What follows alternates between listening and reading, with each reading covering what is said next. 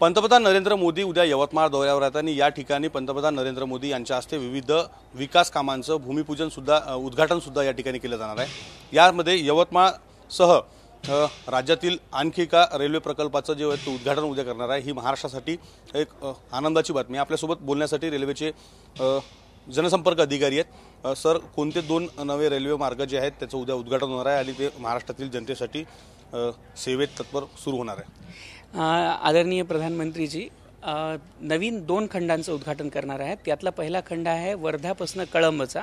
हा वर्धा यवतमाळ नांदेड लाईनचा भाग आहे। हा 39 किलोमीटरचा खंड आहे आणि याचसोबत या खंडामध्ये नवीन ट्रेनही सुरू केली जाणार आहे।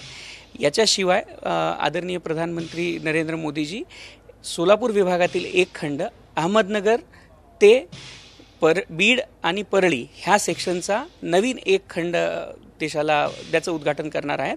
तो खंड आहे न्यू आष्टीपासून अमळनेरपर्यंतचा। हा 32 किलोमीटरचा खंड आहे। या 32 किलोमीटरच्या खंडामध्ये सध्या जे उद्घाटन झालेलं आहे त्या खंडाला मिळून 100 किलोमीटरचं रेल्वेचं काम अहमदनगरपासून पूर्ण होईल आणि याच्यामध्ये जी एक्झिस्टिंग डेमो गाडी चाललेली आहे त्या गाडीचं एक्सटेन्शन पण केलं जाणार आहे।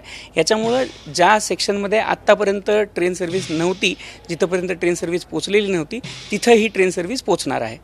निश्चित जर पाहिलं तर 3 नवे मार्ग जे आहेत ते आता महाराष्ट्रात पंतप्रधान नरेंद्र मोदी यांच्या हस्ते याचं लोकार्पण जे आहे ते उद्याच्याला केलं जाणार आहे। यवतमाळ वर्धा नांदेड कळंब त्यासोबतच अमळनेर हे 2 नवे मार्ग जे आहेत त्याचं उद्या लोकार्पण पंतप्रधान नरेंद्र मोदींच्या हस्ते या ठिकाणी होणार आहे।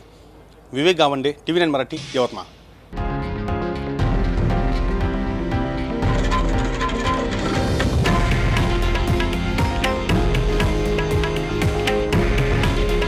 हे आहे देशातील नंबर 1 न्यूज नेटवर्क आणि आपण पाहत आहात TV9 मराठी।